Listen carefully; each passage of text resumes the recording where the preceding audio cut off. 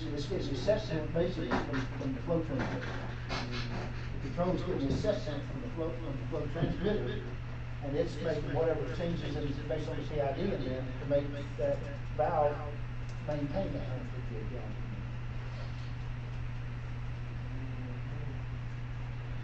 The hard part is going to be learning that PID stuff. No, it's not really that. I mean, you get that in summer. That's a advanced process. I'm going to be on the beach at the summer. Well, you may have a problem then. No, I'm just kidding. Right. You might have a problem then. Yeah, I'll have a problem then. Yeah, we'll get a little more into this in instrumentation next semester. Toward the end of instrumentation, I'll start bringing up advanced process concepts, what's going on, and it's real simple. I mean, if you think about this, you got three things in that controller. It's called P, I, and D. Now, we've already talked about a P and ID, right? Mm-hmm. Which is what? Pipe and instrumentation there. Diagram. But there's no and in between the P and I right there. This stands for proportional.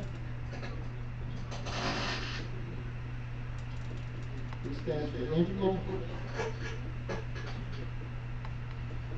And this stands for derivative. I like that word. Well, as far as we're concerned, we won't get into the math on it. Just understand that control has three sets. And basically, here's the thing about this: proportional is kind of like a seesaw. Okay? If this side represents my error, whatever percentage error, and this side represents my output. That's the output to make that change in that thing right there. If my error changes by 1, my output goes up by 1%. It's fulcrum's in the middle, right? But when I do proportional, I'm affecting what's called my gain. So I'm actually moving the fulcrum point.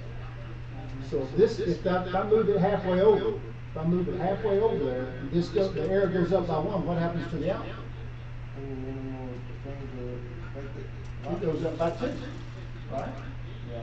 I mean, it's going to go up by more. The more I move it this way, the more one error goes, one point of error goes up, the greater my output's going to be. So that's basically what proportional is. Integral, that's called the reset rate.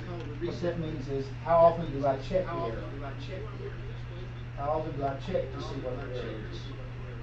And sometimes that can be set up 2 different ways depending on the controller. It can be what's called minutes or seconds per repeat, or it can be repeats per minute or seconds in a minute.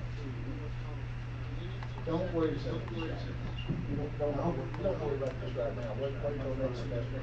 But it depends on which one's which. And if you think about it, like on 100 flow, he's got a level of a huge tank, 250 gallon tanks. He's trying to measure the level. Okay, but the flow coming into that big old tank, no matter what it is, it doesn't change the rate of level in that thing very fast. So there's no reason for him to be checking the error 100 repeats per minute.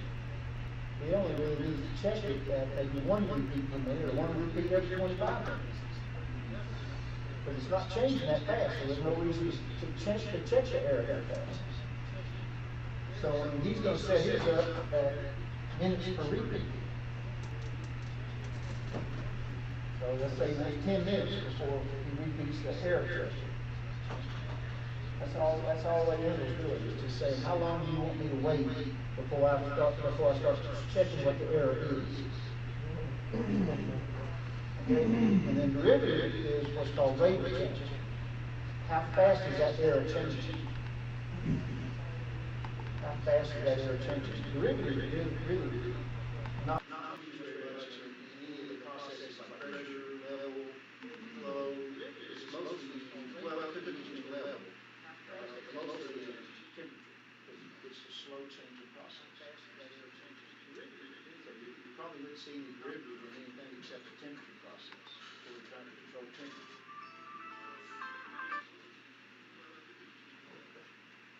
We're probably gonna talk about that in a minute, next week, when derivative or no? And what? Physics? Temperature fundamental. Oh, no, you won't get, this is process, advanced process. Oh, that's an advanced process? Next week, we're just gonna start on understanding how to measure temperature. How do I measure temperature? This is talking about controlling it. Okay. You know, we're gonna be in the first part here, in this first part up here, where we understand how to measure temperature. What devices do we have? Like we talked about ultrasonic, we talked about magnetic, we talked about Coriolis. Those are different ways of measuring flow. Next week, we're gonna start talking about different ways of measuring temperature and how they differ. Okay. Which ones are better, which ones are more accurate, which ones are more dependable, which ones are more, well, least expensive, things like that. Because some of them are pretty expensive. Some of them have a very narrow temperature range that they can measure. We're going to talk about that starting next week. All right, Isaiah, back to you. What you got? Are you with me now? Yes. You seem to understand what's going on in there?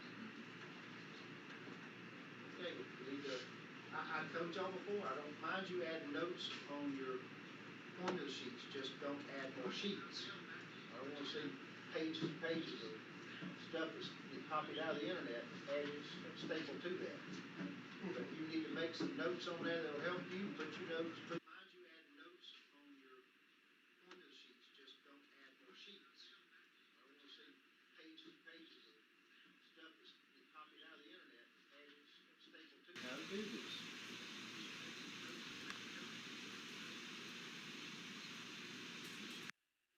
We're talking about weird. Weird? No, don't be weird. It's called a weird. W-E-I-R. Are you connected up? No, you're not connected up to the internet anymore with that, are you? Mm-hmm. Yep. No, I'm talking about the PC. Oh, no, we can. I was gonna want you to bring up. Okay. Got a weird pop in it. Yeah. Are you sure? Yeah. Okay, I'll listen to this. Has a weird pop in it. The mic has a pop in it, and that one. These are a little. They got the reverb out, so I got the echo going. Even with the mic on? Yeah, I'm still getting it on this thing because it had all the sources on it. So I got it to go away. The audio's still not great, but it's at least clear. Let's see. Well. And you had my gut in there for a minute, thank you. Okay. See, it's Yeah, I'm still getting it on this thing. still got like a fuzz in the background. Got a little reverb on it. So it got better. Still a little fuzzy. Probably just got the quality of the mics. Could be. Yep. I'm not sure. If I get like a shotgun mic of some sort for about $20. Well, this has a mic that goes on here. Oh, right. It's in the bag there. I'll see how that works. And actually, you could hook this up any way you wanted to. So, well, does it have an attachment point? Sir? Is this attached some? Yeah. Oh, it's okay, right. Slide right in there. Okay. Oh, yeah, that's nifty. So, yeah, if you want to go with this route, this might be the way to go. Yeah, that microphone does a lot better. Yeah, this other was. Yeah, it does a lot better than one built in. I hardly ever tighten it down. Okay, all right. I just leave it because it just sits on a tripod. Yeah, okay. Yeah, let's try that. That works pretty good. If you want, I can set them all up for the sound from this, which would probably be better. See how it sounds. Yeah, what I want to do in a minute is show them what you and I talked about, what project that I'd like to do one day. Oh, right, the fountain. The fountain, yeah. I'd like to show the fountain. The weird fountain? Well, no. There's a Japanese small fountain that I've got, there's a video of on YouTube.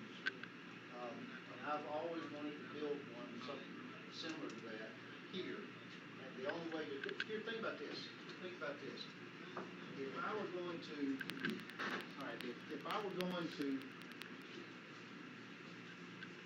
if I was gonna create a waterfall, I'm gonna try to create a waterfall, and I want that waterfall to have the same amount of pressure that all the way across it, coming out of a tank right here.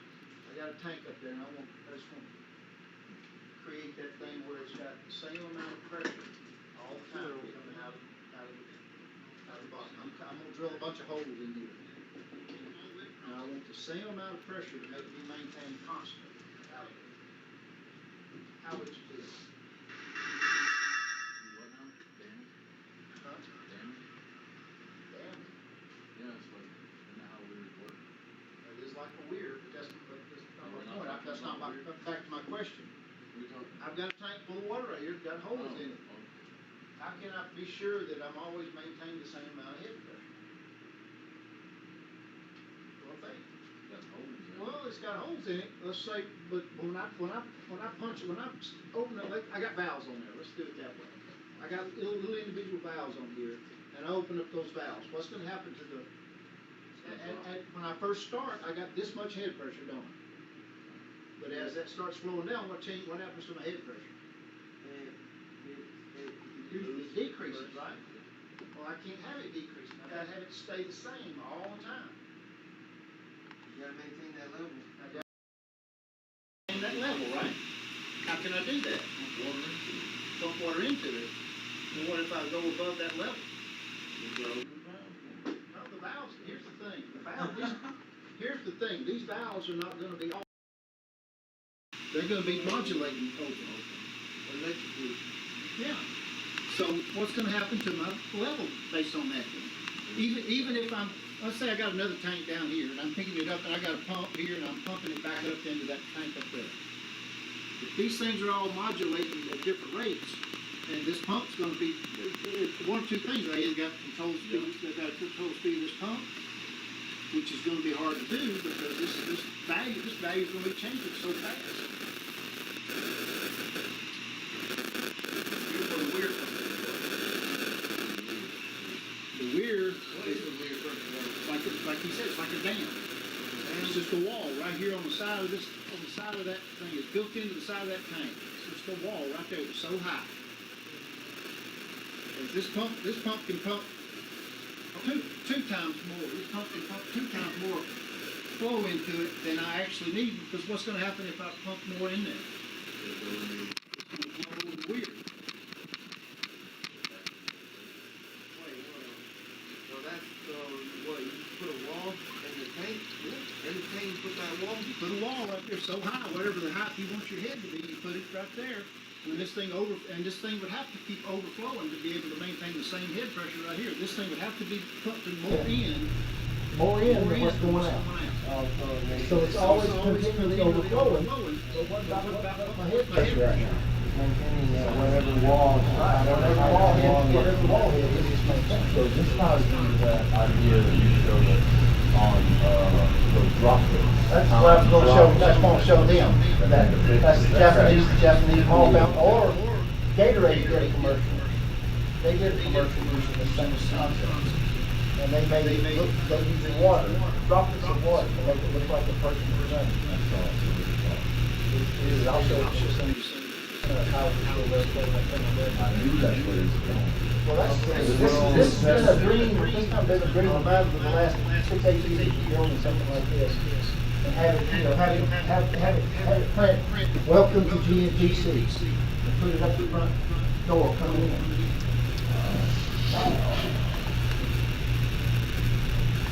Problem is, to get resolution, you gotta have a lot of many valves. And in certain space of time, or in certain space and length, how do you get, most of these valves are about that company with the head that. Well, put it right side by side, that doesn't give you a whole lot of resolution, but whatever. Like in pictures, when you see on TV, if each one of those pictures like TV screens are half an inch wide, Did that picture look exactly like that now? No, it looked distorted. Well, that's what resolution is, trying to create a little more clarified, a little more accurate picture. So, here, my thoughts are, if we use a round tank, put our weir in there, and then what I'll do here is come down here and put a manifold. The valves would all be over here and over here, offset. So that when this valve fires here, that hole in the manifold is all shown. When the other valve on the other side fires, that hole is filled. And then there's another valve over here right next to it, another valve on the other side, so you have it here and here. It just doubles my resolution. By putting the two valves on the back side and feed a little, just feed the hose into here and the hose into there. So I doubled my resolution. I could even possibly do 3 of them. The problem is, you've got these, all these still have to be at the same level, but they each have the same head pressure.